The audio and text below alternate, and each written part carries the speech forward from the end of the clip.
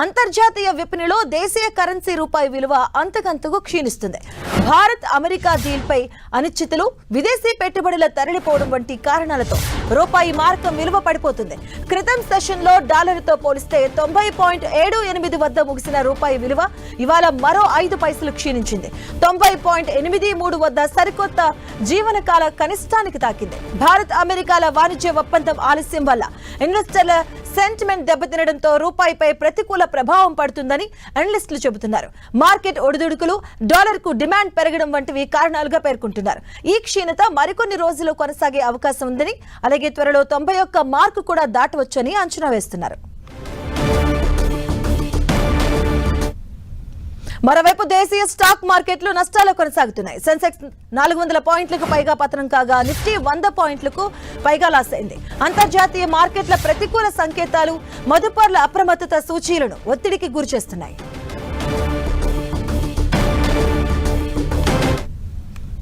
ఇక బంగారం ధరలు తగ్గడం, రూపాయి పతనం, స్టాక్ మార్కెట్ల నష్టాలపై మరింత విశ్లేషణ అందించేందుకు మార్కెట్ అనలిస్ట్ క్రాంతి బతిన్ గారు మనతో పాటు సిద్ధంగా ఉన్నారు. వారితో మాట్లాడదాం. క్రాంతి గారు నమస్తే అండి. నమస్తే అండి. సో మనం చూస్తున్నాం రూపాయి విలువ తగ్గిపోవడం, అలాగే ఒక మరోవైపు చూసుకుంటే బంగారం నిన్నటితో పోలిస్తే ఈ రోజు తగ్గడం. సో దీని అంటే ఎలా చూడాలండి? ఒకటైతే gold prices even global markets లో కూడా చూసినట్లయితే ప్రస్తుతం ఒక రీసెంట్ ర్యాలీ తర్వాత ఒక కన్సాలిడేషన్ ఫేజ్ లోకి వెళ్ళటం మనం చూస్తున్నాం. అంతేకాకుండా ఇండియాలో కనుక చూసినట్లయితే ఏదైతే foreign portfolio investors stock markets నుంచి ఎవ్రీడే సెల్లింగ్ చేస్తూ ఉండటంతో రూపీ క్రమేపీ డిప్రిషియేట్ అవుతుంది.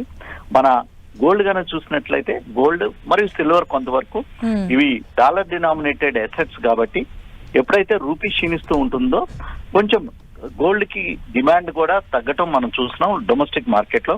అందువల్లనే కొంచెం మైన్యూట్ షార్ట్ టర్మ్ కరెక్షన్ అనేది వస్తుంది. ఎందుకంటే ఆల్రెడీ ప్రైసెస్ బాగా పెరిగి ఉన్నాయి కాబట్టి కొంచెం ప్రాఫిట్ బుకింగ్ అనేది రావడం సహజంగానే చూస్తున్నాం. సో అంటే ఇన్వెస్టర్స్ మీరు ఇచ్చే అడ్వైజర్ ఏంటండి?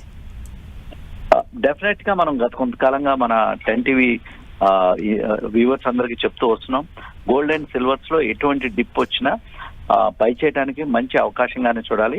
ఇంకా ఈ గోల్డ్ అండ్ సిల్వర్ ఈ ప్రైస్ రేంజెస్ నుంచి కూడా ఇంకా ర్యాలీ అవడానికి అవకాశాలు ఎక్కువగా కనపడుతున్నాయి. అంటే మరోవైపు ఇప్పుడు చూడండి రూపాయి విలువ ఆల్మోస్ట్ తగ్గిపోతుంది. మరోవైపు చూసుకుంటే అమెరికా ఆల్ టైమ్ హైక్ వెళ్తుంది. మనం ఈ మధ్య కాలంలో చూసుకుంటే 5 times వెళ్ళింది. ఇన్ని ట్రంప్ కూడా ఆయన ధృవీకరించారు ఎక్స్ వేదికగా. సో దీన్ని ఎలా చూడొచ్చు? అమెరికా ఎఫెక్ట్ ఎంతవరకు ఉంది, ఎలా ఉండబోతుందండి? అంటే ప్రస్తుతానికి ఇండియా యొక్క క్షీణత కనుక చూసినట్లయితే, ఇండియా రూపీ కనుక క్షీణత కనుక చూసినట్లయితే మనకి మన ఎస్పెషల్లీ మన ఇండియన్ ఎకానమీ, మనం ఇంపోర్ట్ ఓరియంటెడ్ ఎకానమీ, మన ఎక్స్పోర్ట్స్ కొంచెం తగ్గుతూ ఉన్నాయి.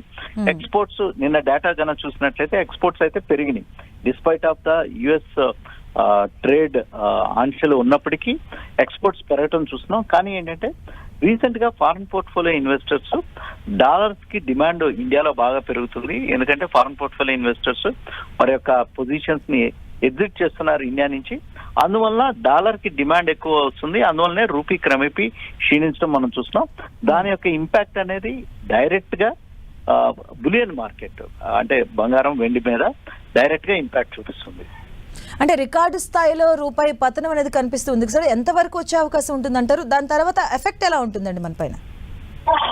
ప్రస్తుతం అయితే మనకి ఇండియాకి ఒక ఫేవరబుల్ కండిషన్ ఏంటంటే గ్లోబల్ క్రూడ్ ఆయిల్ ప్రైసెస్ కొంచెం ఒక లాంగ్ కన్సాలిడేషన్ ఫేజ్ లోనే ఉండటంతో ప్రస్తుతం రూపీ మనకి తగ్గుతున్నప్పటికీ డాలర్స్ మనం క్రూడ్ ఆయిల్ ధర కనుక చూసినట్లయితే ఈ రోజు $56.42 పర్ బ్యారెల్ ఉంది. అంటే $60 పర్ బ్యారెల్ కిందనే ఉండటంతో ఒక కంఫర్టబుల్ పొజిషన్ లోనే ఉన్నాము. కానీ అంత వరి అవ్వాల్సిన అవసరం లేదు ఇప్పుడు ఈ రూపీ క్షీణించడం. In case global oil prices కనుక ఏమాత్రం పెరిగినా మన ఇండియన్ ఎకానమీ మీద ఎక్కువ నెగిటివ్ ఇంపాక్ట్ అనేది ఉండడానికి క్లియర్ కట్ అవకాశాలు ఉన్నాయి.